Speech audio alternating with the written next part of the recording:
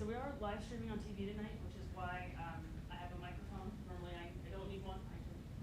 My voice can carry in a room this size usually pretty well. So my name is Lauren Barchi. I'm the Maryland Program Director for Solar United Neighbors. I was asked to come here by Takoma Park because we are running a program called a solar co-op, which is basically a bulk purchasing campaign. But before I get into all the details of that, I'll tell you a little bit about Solar United Neighbors as an organization, how we got started, kind of some of the things that we do. So we are basically a grassroots organization whose main objective is to make it easier for people to go solar.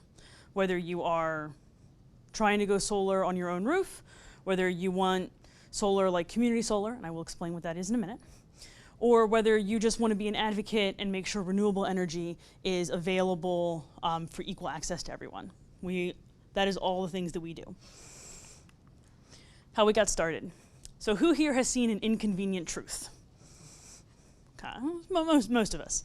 So back in 2007, our executive director's son, who's the young man in the green shirt there, he went with his best friend and he saw An Inconvenient Truth. He came back and told our executive director, Anya Skolman, hey mom, we need to go solar. Okay, but what does that mean? How do we do that? This is what she found. She found that it was expensive. The utilities didn't know exactly how it fit in with the grid. The government didn't know what that meant when it came to tax credits, and it was complicated. So she told her son that if she was going to go through all of this trouble, she was going to figure all of this out, that they weren't going to be the only family in their neighborhood to go solar. So she sent her son and his best friend out, and they got 40 people to join the original co-op in their Mount Pleasant neighborhood of Washington, D.C. Fast forward 10 years, we are now in this many states, also plus Colorado. Yep. We are 13 or 14 states. We are almost always expanding in some way, shape, or form. And we have not only programs in all of these states, but we also have a nationwide membership and help desk program, which is on this slide. So you have co-op membership, which is what you're here to learn about today. That is absolutely free, and I'll go more into detail about that later in the presentation. And then you have individual membership. And this is, anyone can be a member, whether you have already gone solar or you know you can't. We always encourage anyone who simply likes the work that we do, please become a member, please support our work. But also membership is for people who may not live in a co-op area at the moment, or they know that their timing's not going to be right for a co-op. You know, they're not ready to go solar right now, but they're going to be in a year. There may not be a co-op open in their area. So you can pay, it's $85 annual membership, and we help you go solar by yourself. It also, if you are in a hurry to go solar, also a little faster this way. You don't have to go through the entire co-op process, which can take a couple of months. So that's Solar United Neighbors in a nutshell. Any questions before I move on to the main part of the presentation? Okay. So the main part of the presentation tonight is going to take 3 parts: solar technology, the co-op itself, and then everybody's favorite topic, how you pay for it. After each section, I will stop and ask for questions, but please interrupt me. I have a 6-month-old at home. He doesn't understand social cues, so he interrupts me all the time, so it's absolutely fine. Okay, so first things first, solar technology. Does anybody here already have solar? Awesome, great. So solar panels.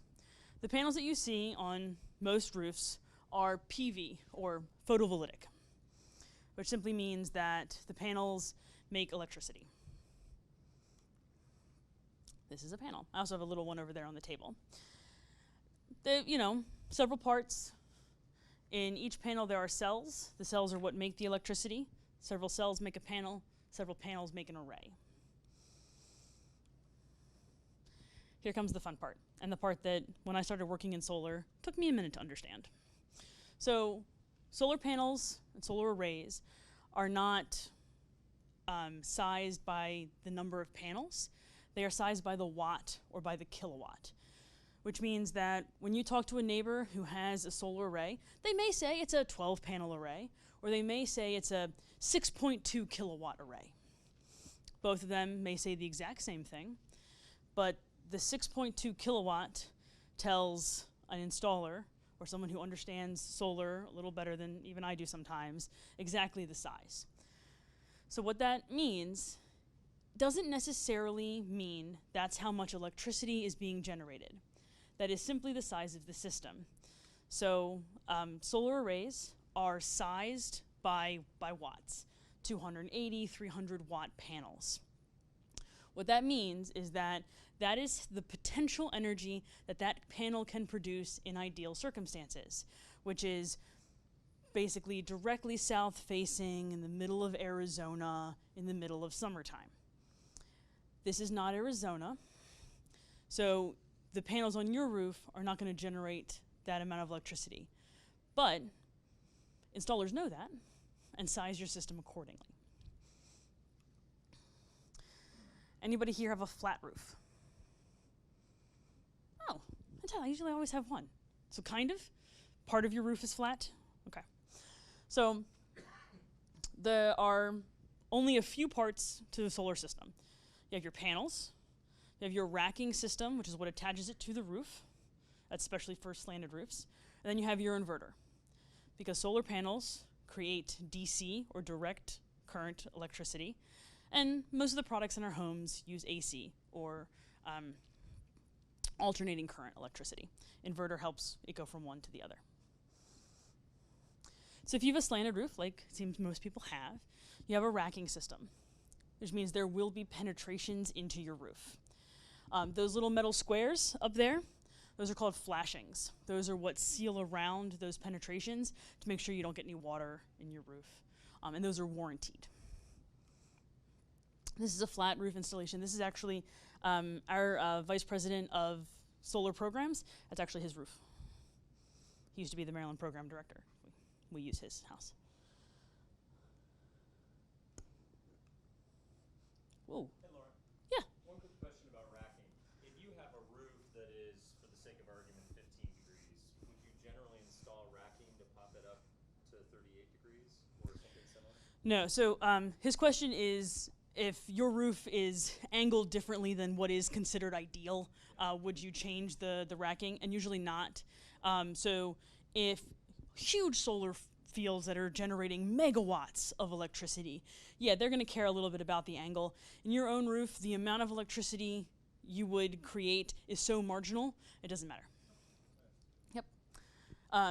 From your inverter, it goes right into the electrical panel. You have a question, sir? I was just going to say, I expect that it also has something to do with keeping it out of the wind and so forth. So that is part of it. So he asked if that slanting keeps it out of the wind. So yes, you definitely don't want wind and things getting underneath there. But most because it's marginal electricity saving, and it's kind of less math and hassle that you need to deal with. Yes, sir. Is there any complication if you have a whole house generator and you've got the electrical panel going through a separate box for the generator? So his question was, and I am repeating it because we are on television and I'm the one with the microphone, though the gentleman does have a microphone if you guys wanted to use it. So his question was, is it complicated when you have a whole house generator? Absolutely not, no. So the only thing that I will say is if you have something like that, a whole house generator, or your panel is completely full, they may have to add another little panel to make sure you have the capacity for your solar, but that should be it. We actually did a co-op that was based on storage, like battery systems, for people who already had solar, and it works the same way as a generator. It's absolutely no complication at all. All solar installers are certified electricians, so they deal with that all the time. Anybody here live in a historic home?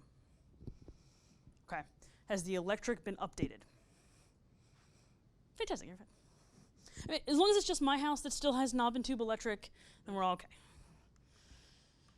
So what makes a roof good for solar? So we talked a little bit about, like, electric. Gotta have a little bit of room on your panel, but they just add a panel. South-facing roofs, but anything from east, south to west works just great. North-facing roofs are not always the best, but if you have a north-facing roof, you usually have a south-facing roof, so it's usually fine. You don't want it to be too shaded. You have a gorgeous big oak tree in your front yard that shades your entire roof. Solar on your own roof may not be best for you. And you want at least enough room on your roof to make a significant dent in your electrical usage. So size does matter a little bit. And that's actually one of the things that we do. When you sign up for our co-ops, we do a satellite roof review. We take a look at the size of your roof. We take a look at, do you have that big oak tree, things like that. So what happens when your roof is not? Yes, ma'am. Yeah, just a question about shading. Yeah. I do have a big tree, but I wonder if I can get high efficiency panels for the part of the roof that is not shaded. Absolutely. So her question is, she does have a little bit of shading, but if she can get higher efficiency panels in the part of her roof that isn't. And the answer is absolutely yes. Most of the contractors that bid through us do bid with at least one high efficiency panel option for people who have either a small part of their roof that can be used or a small roof in general. Yeah. Yes, sir. Another question about roofing. Yeah. I walk up on my roof periodically to clear gutters and the like. Can the panels be placed so it's possible for me to continue to walk on the roof? Where the panels take up the entire roof and I can't walk on it? So his question is, he goes up on his roof every once in a while to clean the gutters. Can panels be placed so that he can still walk on his roof? The answer is, it's your roof. So if you want to tell the contractor, hey, I need a path from this window to this peak, please don't put panels there, yes. Is it going to potentially allow you to have less panels on your roof, which may not let you get 100% of your usage through solar? That's possible too. But it's your roof. And absolutely tell the installer that, and they'll work with you on that. We do not recommend going up on your roof to clean the panels at all, or walking on the panels in any way, shape, or form. They're glass and slippery. How are they cleaned, or if they need to be? So he asked, how are they cleaned, or if they need to be? It rains. Yeah. And in Maryland recently, we've had some pretty intense storms. They get a good power washing. So that's usually not a problem. We even had do a test. I mean, not officially, this is anecdotal, but somebody that works at Solar United Neighbors who has panels went up and cleaned the pollen off of them one day, and he looked at the difference the month before, the month after he cleaned them. That no statistical difference, noticeable difference. So what does happen when your roof's not good for solar, yet you still want to access solar energy or renewable energy? So in Maryland for the last 4 years, we've had a program called Community Solar. Community Solar allows, it's basically virtual net metering, and I will explain what net metering is in a minute. It allows you to access the kilowatt hours being generated by a solar field that is not on your property, but is somewhere else in your utility area. So if you're PEPCO, anybody here not PEPCO? Okay, fantastic. So PEPCO has to be in the PEPCO area. So it could be in Prince George's County, could be in Southern Howard County, doesn't matter. Just has to be in the PEPCO utility area. And what it does is you subscribe to a community solar project. You subscribe for this many kilowatt hours annually or monthly, depending on how the particular contract works. Then the community solar organization sends the credits for those kilowatt hours to PEPCO, lets PEPCO know that your bill should be offset by this many kilowatt hours every month.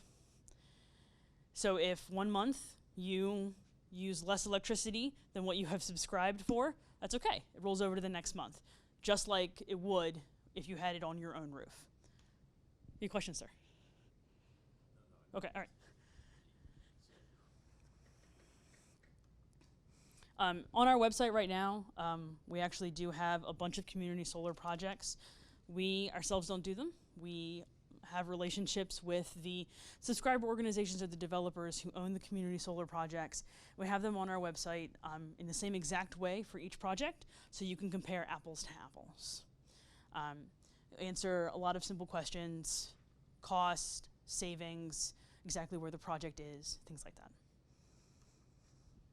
But most of you are here to talk about solar going on your own roof. But if you realize it's not, and you do sign up for the co-op and we work with you through the fact that your roof may not be the best, we also will email you all of this information, also have flyers on the table over there about community solar. But let's go back to putting it on your own roof. So this is just, a good diagram. Sun hits the panels, panels generate the electricity, goes into the inverter, into your box. If you're using your lights and all of the other things in our houses that use electricity, it's powering them. And right now, you're not home. Maybe your lights are off. I think everyone's air conditioner is on today. My car said it was over 100 degrees when I got here today. But say it's not, say it's a nice fall day, you don't have any heater or air conditioning on, and you're still generating a lot of electricity because it's a bright sunny day, that extra electricity is going out into the grid. Net metering. I promised I'd get back to it, right? So what is net metering? Net metering is what allows you to generate electricity, put it onto the grid, and get credit for it from PEPCO. So in Maryland, our net metering law is a 1-to-1 ratio, which means for every kilowatt hour that you put out onto the grid, your bill is credited for 1 full kilowatt hour. Okay?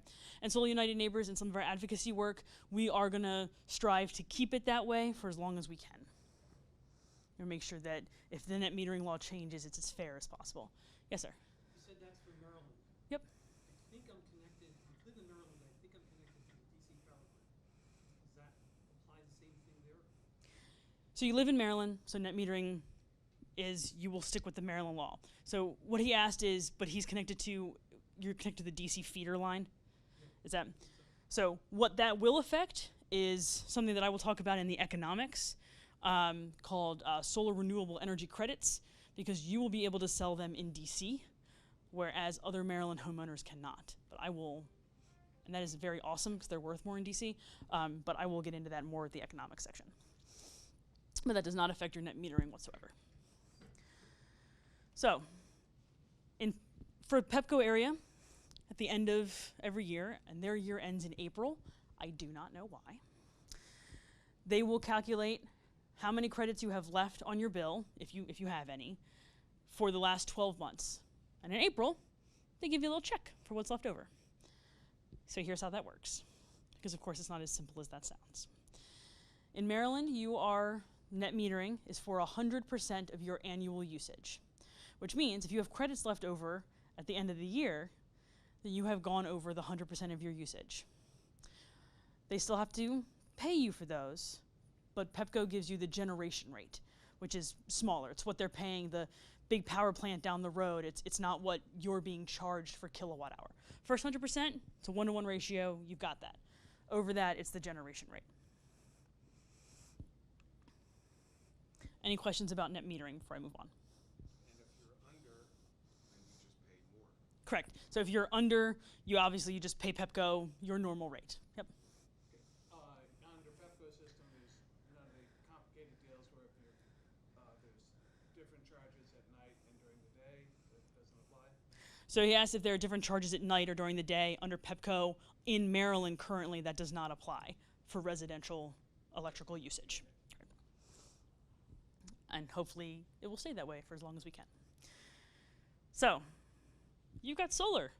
What happens when the power goes out? You still lose power. So because you are grid tied, because you are putting electricity back out onto the grid goes down. You got a lineman out there who's trying to get power back to all of your neighbors. You do not want to electrocute him. So your inverters are designed to do what is called a positive shutoff. It means they will shut down once they are not getting a signal from the grid. The only way to avoid that is to have storage, like an all-house generator or battery storage.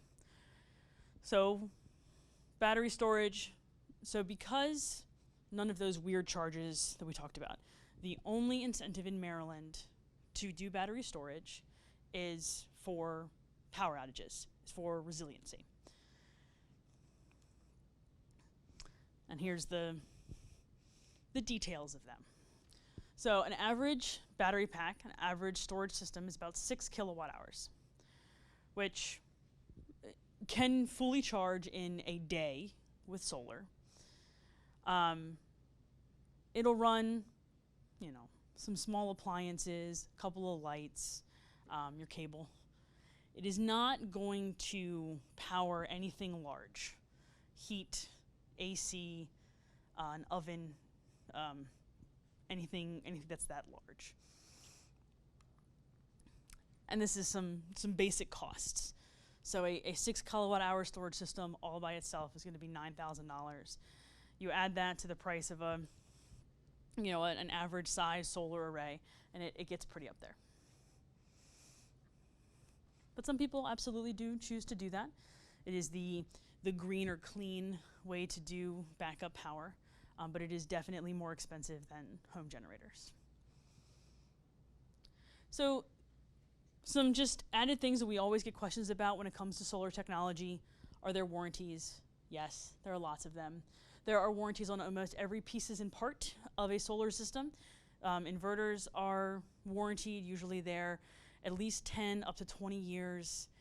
The workmanship itself, so those flashings that we talked about, the workmanship is warranted usually for at least 10 to 20 years, depending on the contractor. Sometimes there's an extra cost for extending the warranty.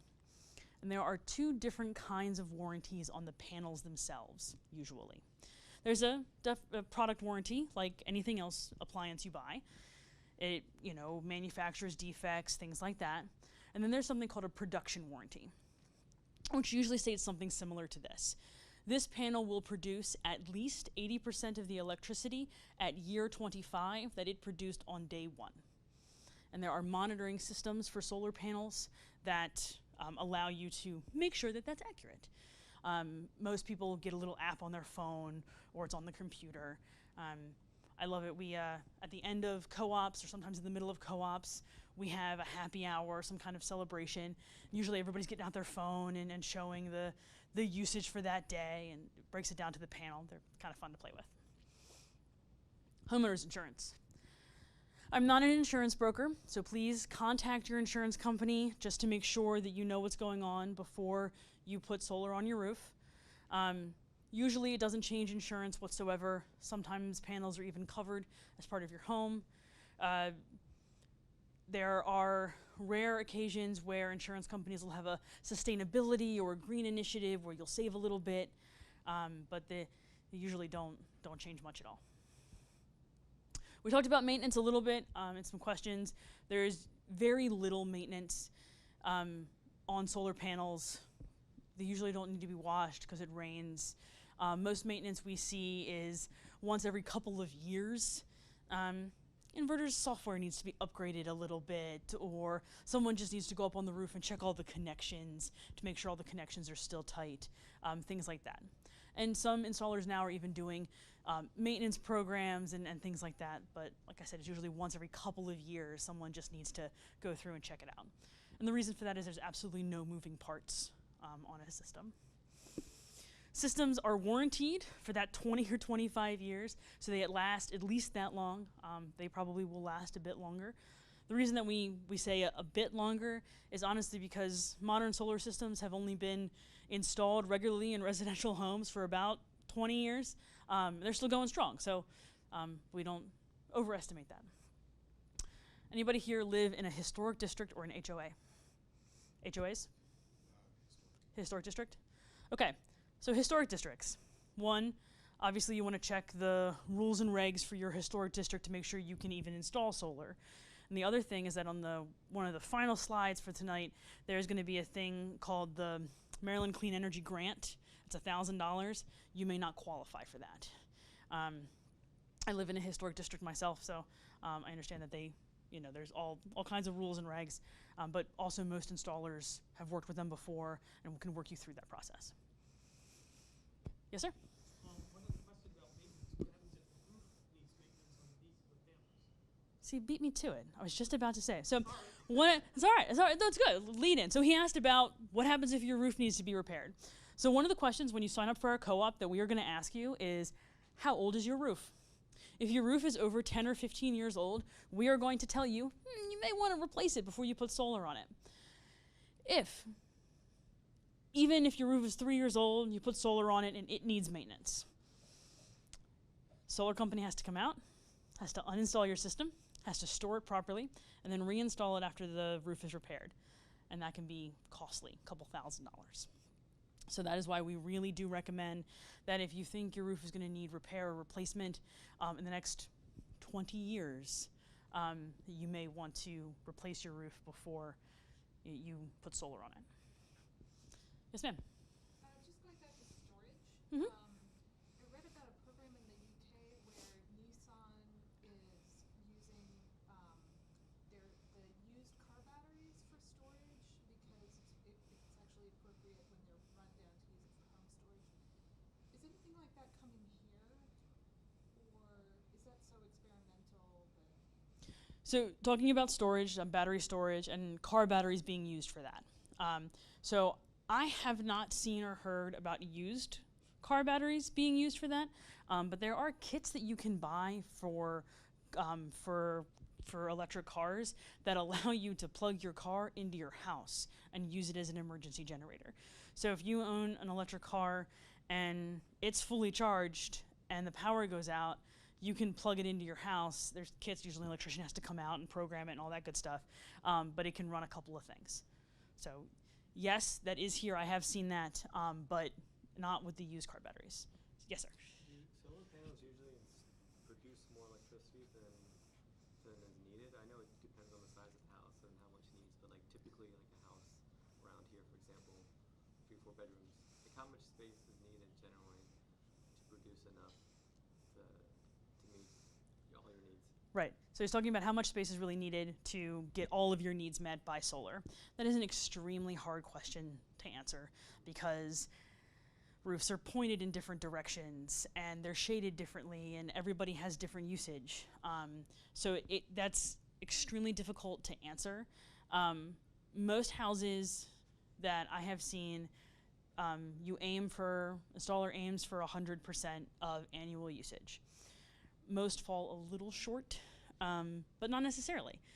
So the aim is always 100%. It really depends on your roof and your situation and your usage. I wish I could give you a better answer. An installer who comes out and looks at the angle of your roof and how much shading you have and what's called the azimuth, which is where you are and your tilt to the sun and all that good engineering science stuff. They will be able to tell you, but an average doesn't really exist. Yes, sir. Hi, about your question about batteries. It's sort of like what you were talking about. The solar panels are new enough, you really don't know how long they're going to run. Electric cars are new enough that there aren't that many used batteries available yet, because those are supposed to last about 10 years. But I know there has been some discussion about doing precisely that same thing, recycling a car battery. Yeah, I mean, talking about recycling car batteries to use for home storage, I'd love to see it.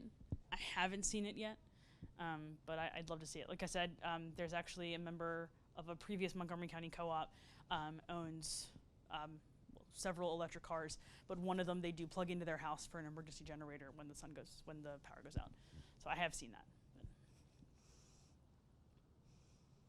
Any other questions about the technology itself before I move on to how the co-op works? Yes, sir.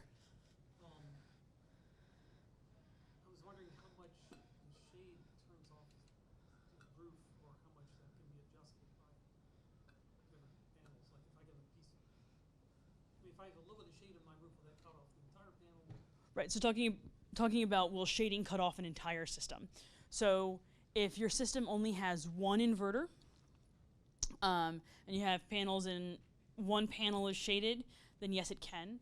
But what installers do now is they install either microinverters or optimizers on the back of each panel, which basically isolates the panels from each other so that doesn't happen. So you can have shading on 3 panels because it's 2 o'clock in the afternoon and you have a tree over there, but it's sunny the rest of the time.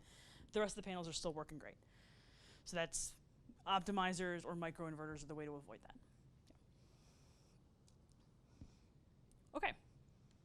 So the co-op. Why do we do co-ops? One, we do co-ops because we find that people getting information from a neutral source and a little bit of education before they go and talk to somebody who's trying to sell them things usually helps them actually go solar. The other reason is because it saves you some money, usually is the best bang for your buck, and it's fun. We all get to hang out, and we have happy hours at the end of it. And you also become part of the movement. You become advocates, or for the next co-op, you show up to an info session and go, hey, I did this last year, it was great.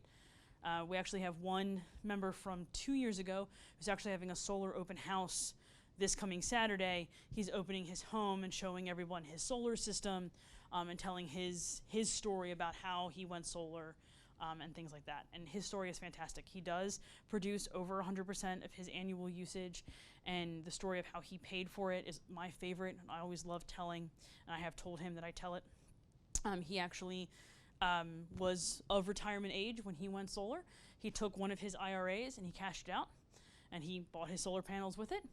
He gets a better return on investment monthly than he was with the IRA. So I love telling that story. Obviously, that's not going to be true for everybody. Everyone doesn't always have a IRA worth thousands of dollars just sitting over there, but I do love telling his story. So hopefully most of you have the flyer that has this image on it. This is just the steps of the co-op. You are doing number one right now. You're here, we're talking, you're learning about how it's going. Number two is sign up. Anybody here already signed up for the co-op? Okay, well, tonight when you get home, or tomorrow, go on our website and sign up for the co-op. It's pretty easy to do. We ask a couple of simple questions: name, email address, address. When you plug in your address, a little window is gonna pop up. That's Google satellite image with the little arrow. If your address is anything like mine, that little arrow is actually nowhere near your house. Please move it to your actual house, because we do those satellite roof reviews. I want to make sure that I'm doing the roof review on the correct house. And if you see on the satellite roof review that there's a huge tree shading your house, but that tree fell down 3 years ago, please write in the comments section, that tree fell down, and now your house isn't shaded as much. Question about this. Yeah. Is this similar to the roof reviews that you get from, I think there's a Google sunroof and there's another one online? Is that essentially the same? So it's talking about other roof reviews that you can do online and things like that. It is similar, but we do these by hand. So I will actually, me or somebody in our staff will actually look at your roof. We will do measurements to figure out how the square footage. It is similar, yes, we just do them by hand. Other questions that we're gonna ask when you sign up is, what is your annual usage? If you don't have that information, leave it blank, that's fine. Your installer is gonna get it. And we ask, what are you looking for in an installer? Are you looking for just price? Are you looking for, they're a local company, they hire locally, you can really plug in whatever you like. 3 is we try to grow the co-op, which is what we're doing right now. We have over, I believe it's over 70 people in the co-op right now. The bigger the better. And then we select an installer, which actually this co-op will be doing on Monday. If you want to be involved in that process, sign up for the co-op and email me and let me know. And please come out. Anyone who wants to be on the selection committee can. Right now I believe we have 9 people on the selection committee, which is great. We have a couple of very competitive bids that we received last Friday. At the moment, my co-op coordinator and I are going through those bids. We break them down. We put them in an Excel spreadsheet so the selection committee can compare apples to apples.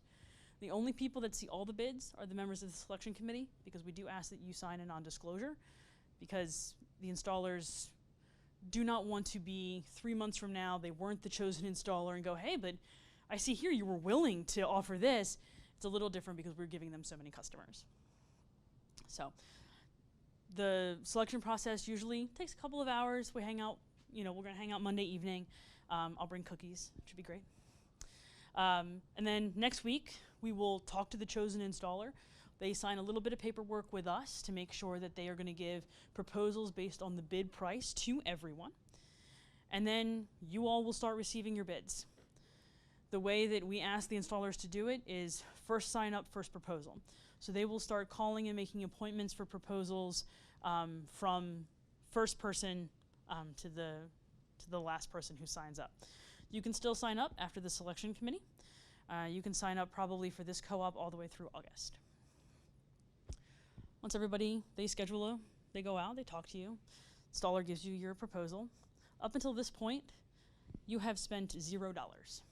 Doesn't cost you anything. There is no obligation to the other members of the co-op or to Solar United Neighbors or to the installer. You sign a contract with the installer and you have a legal relationship with them. Still not with me, still not with any other members of the co-op. Okay? And if you get a proposal and you're like, this doesn't look like what the bid was, because everyone will get the winning bid information, please send it to me, give me a call, that's my job. My job is to make sure that everyone is getting exactly what was bid for. Okay? Then once everybody gets installed, we have a party. I usually give out fun awards, like the first install, the last install, first contract signing, which isn't always the first install.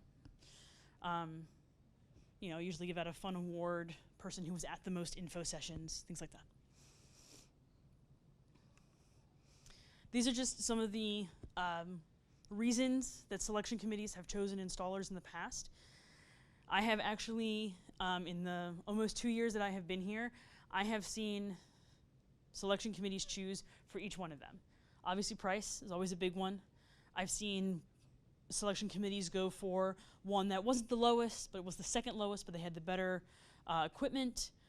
I've seen ones that go that kind of way because of warranties or because they're a local company. But like I said, when you sign up for the co-op, you can write in anything you want. I always joke is you can write in, I want a company whose logo is purple. I'm not going to say the selection committee is going to weight that very highly, but you can absolutely say that. Any more questions about the co-op? Yes, sir. How do you get on the selection committee? How do you get on the selection committee? You let me know you want to be on the selection committee. I put your name down. Okay. How big is it? So right now it's 9 people. It can be as big as it wants. I don't tell anybody they can't. It is Monday evening. So if you're free Monday evening and you have signed up for the co-op, that is a prerequisite. You do have to at least sign up for the co-op. Then I'll put your name on a list, and probably tomorrow evening you will get an email that says, will you please electronically sign this non-disclosure agreement, and they will send you the bids probably on Saturday. So you can review them before the selection committee. Yes, sir? What might be the time frame for the next co-op after this Monday one? Right, so after this co-op process, which, like I said, we'll do sign-ups until August, the probably installs will go through fall. We're probably looking at the next Montgomery County co-op, if there is interest in it, probably not for maybe a year after that. Maybe a little sooner if we have a lot of interest, but it's usually about every 18 months in Montgomery County. But in some areas it's every 2 or 3 years. So it depends on the interest and the partners that I have who want to be involved. Okay. So you're probably going to talk about this, but when you choose the installer, that's not tied to any type of financing, I guess, right? That's sort of like separate. So he asked about, is the chosen installer tied to any financing? Tied to, no. Do the installers usually offer some kind of financing? Yes. You are not required in any way, shape, or form to use that financing, but you can, they do offer it.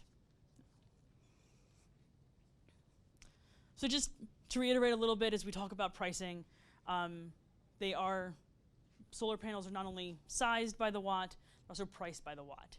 So bids that we see are usually, 2 something a watt is how they are priced. Like I said, no moving parts. It's a long-term investment. This is what the price of solar has done in the last 40 or 50 years, which looks great. This is a little more detailed about it.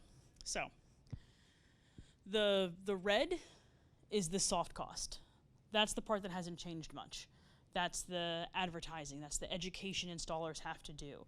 That is where Solar United Neighbors saves you money, because that is what installers realize that they don't have to do a lot of when they win a co-op. Because I've already done all the education. I've already we've done a basic roof review and things like that. So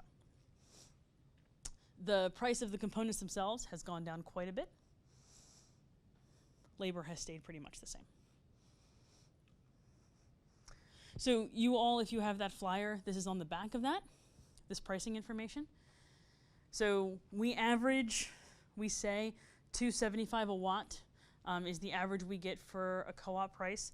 I can say, because I've looked at the bids, that all of the bids, the base price is under that amount. I can't tell you what they are, but I can tell you it is under that amount. There we go. So 4 kilowatt system, which is on the smaller side for a larger suburban home. It's going to be $11,000, 8 kilowatts. You're looking at the 22. After the 30% tax credit, you're looking at, and the $1,000 Maryland Clean Energy Grant, that's the one if you live in a historic district you might not have access to. You're looking at either about $67, about $7,000, or about 14.5, depending on the size of your system. Within 10 years, and most installers are going to size systems with your usage so that they will pay themselves off within 10 years. So that is what you're looking at the estimated year 10 savings, making sure that that number is going to be higher than your out-of-pocket cost. I know I mentioned this to some of you earlier before we really got started, but that 30% tax credit is only good if you have permission to turn on by your utility by midnight on December 31st this year. That tax credit goes down to 26% on January 1st. So, any questions about this? What did it start out as? Was it higher than 30%? No. It was 30% pretty standardly, and then the new tax code came out last year, it took this out this way. So if you don't have, $22,000 hanging out in your back pocket, which I don't, how do you finance it? So you can finance it standard loans, home equity lines of credit, just like you do any other home improvement thing. Other ways are bridge loans or solar-specific loans, and installers usually have one or two of them available.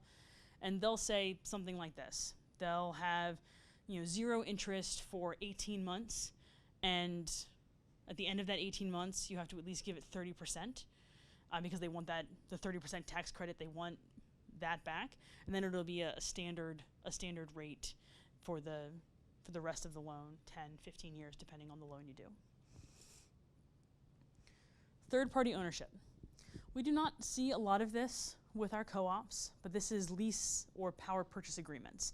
So you're not actually the owner of the solar panels on your own roof. Some of the installers that bid through us do offer this kind of service, some don't. And basically if you hear a power purchase agreement or a lease, what it means is that you agree to buy all of the energy that the panels make, you just don't own them. It works the same way on your utility bill, though, as if you own them. And this is the kind of payback difference. This is what it looks like. So that dark blue is if you pay in cash outright. Obviously, you have that large, first shell out of payment. But at the end of the 25-year life of your panels, you have saved or earned more money with any other option. The light blue is if you finance a 15-year loan, that is that light blue, and the green is a lease or a power purchase agreement. So you can see how much more money you are saving or earning after the panels are paid for if you buy the system, or you buy the system through financing or something like that.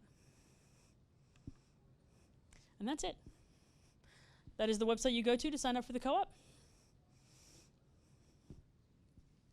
Yes, sir. You were going to mention something about the DC power grid? Right. Thank you for reminding me. I said I was going to mention something about the DC power grid.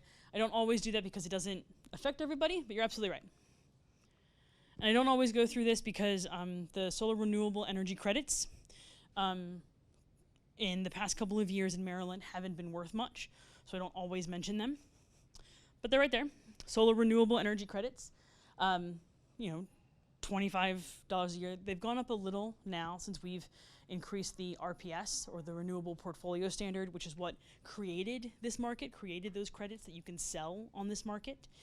That market, that RPS, has gone up to 50% in Maryland. It has to be 50% by 2030, which is why the SRAC prices are starting. We are starting to see them go up.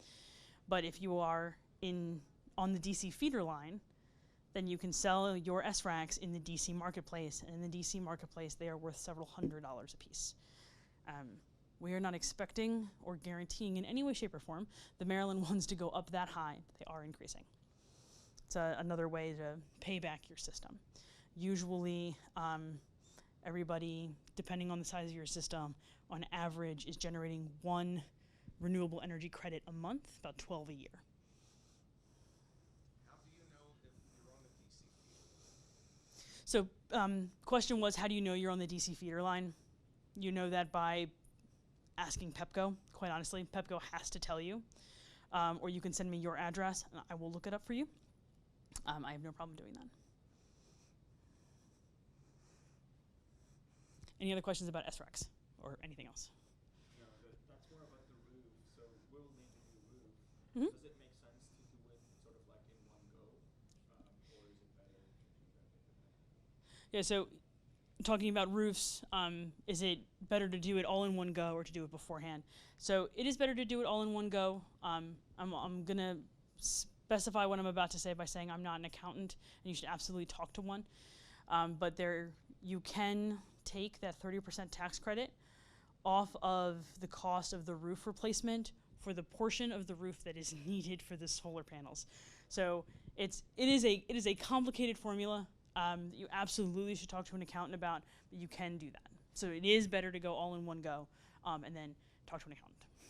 Would the installer also provide sort of like the roofing, or is that something we would have to choose our own roofer? Yeah. So the question is, do the installers provide roofing services? And most of our installers work with a roofer. They'll have a roofer they have a partnership with, that they trust, that they'll recommend. And they'll do basic roofing, but no, most don't do full roofing, but they'll have somebody that they work with. Yeah. Yes, sir? I think my roofing was redone maybe 20 years ago. We bought my house with high quality roofing at that time, so I don't know how long it's going to last. Right.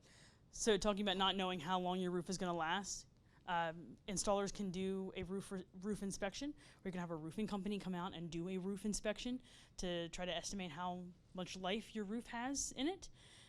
But what our recommendation is that if your roof is over 15 years old, that you replace it before you do solar. That's always our recommendation.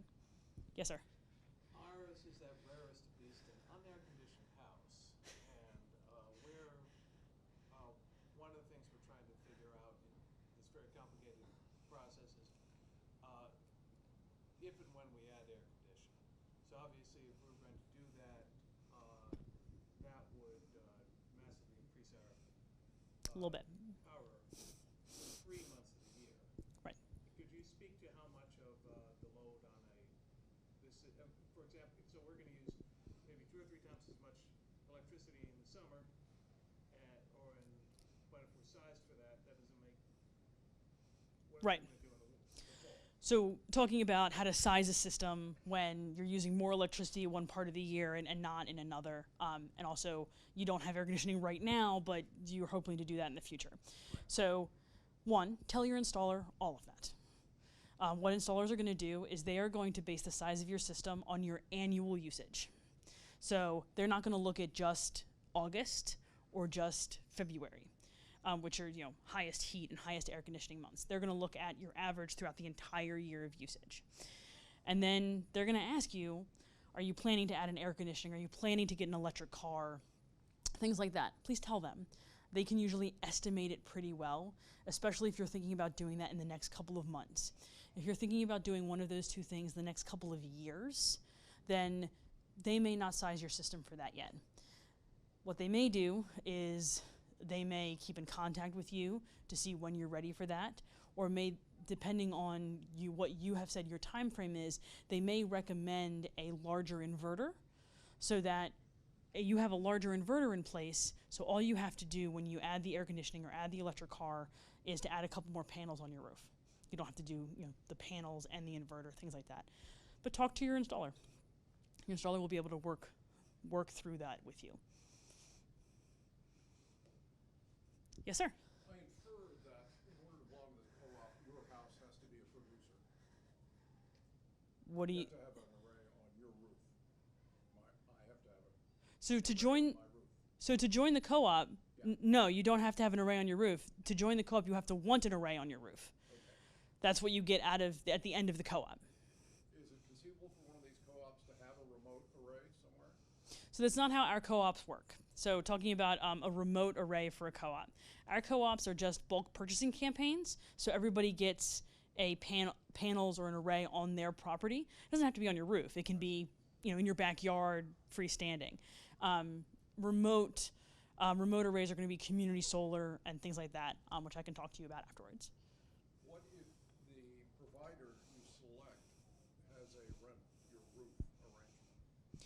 So all of Put cash into it. right. So talking about if they have a rent, if the installer has a rent the roof option. So what you're gonna do is every single one of our installers offers a buy the panels outright option, or a rent the roof option. It's your choice. Some of our installers don't even offer that rent the roof option, which is a lease or a power purchase agreement. Most of them just offer you to buy the system, either outright or through financing. So you have a list of, or the co-op which we would join has a list of suppliers who are participating. So the co-op will choose one installer for everyone. So everyone will get one installer. That choice has not been made yet. No, that choice gets made on Monday. Okay. We had neighbors across the street put TV on their roof last summer, and Pepco sandbagged their inspections for 6 months, so they never achieved any benefit from the summer. Pepco's approvals getting better?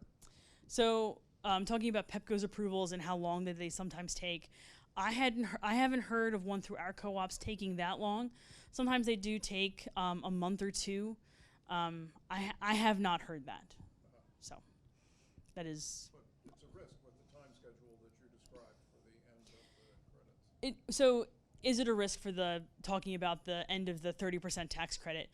Right. And so because it's only July, well, it's not even July yet, because it's June and we're choosing an installer in July, 6 months we are assuming is going to be pretty safe. Starting in September is when we are going to say, if you sign a contract in September, you might not make it. But here in July, which is what we're hoping is when most of our contracts will be signed for this co-op, you should be safe. Okay, thank you. Mm-hmm. You had a question, sir? Okay. Yes, sir? I get all kinds of mailings from different solar companies, and I'm sure they're for-profit organizations. But can you just very generally, briefly describe the pros and cons of the co-op experience versus going with one of these companies? Pros and cons of going with the co-op versus another organization. So I work for Solar United Neighbors. They write my paycheck. No, just kidding. So your benefit is that you're going as a group here. It's bulk purchasing. So you are going to save money. You have installers who want, for Montgomery County right now, I have a list of 70 customers that have already gone through the education, have already had a general roof review done. Installers want that list. So they bid pretty competitively for it. So that's one of your benefits. The other is we get to hang out. It's a pretty cool benefit, right? You do save quite a bit of money. Right, I'll bring cookies on Monday if you come to the selection committee. So how often do you have meetings? So how often do we have meetings? We have info sessions usually, while a co-op is growing, usually about twice a month. And then once we have an installer chosen, we probably only will have 1 or 2 after that. And then we will have at least one celebration happy hour once most people are installed. Yes, sir. Yeah, just to answer Karen's question, yes, if you don't know anything about solar, it's a good way to share your fears of not buying with 70 other people who supposedly don't know. Yeah. Yeah, we do. This co-op does, and we relay some fears. Because, I mean, if before I worked solely United Neighbors, I would have no idea what it meant that an array was $2.90 a watt. I would have been like, well, is that a good price? What does that even mean? I would have no idea. So you do get that benefit. Any other questions? Maybe one. I have a couple of friends, and I think 2 of the 5 or 6 people that I know who recently went solar, they had problems with leaking Mhm. relatively, essentially soon after the installation. Right. Can you just comment on how common that is, or if that's just a really bad sample size? So talking about leaking roofs, because if you have a slanted roof, there are going to be penetrations into your roof. If flashings do fail, and you do get a leaking roof, they are going to happen right away. Flashings fail. Doesn't happen very often, but sometimes it does. But they're warranted, and the workmanship is warranted for that reason. Usually, if you get past the first, couple of months, you're not going to see that. But sometimes they do. But it is not very common, no. All right. Well, thank you all very, very much for having me. And this is going to be. Thank you. And I think that they're going to save this. So if you missed something or forgot something or didn't take notes, I think you'll be able to go and fast forward through the parts that you don't want to see and listen to me talk again. So thank you all very much. Thank you.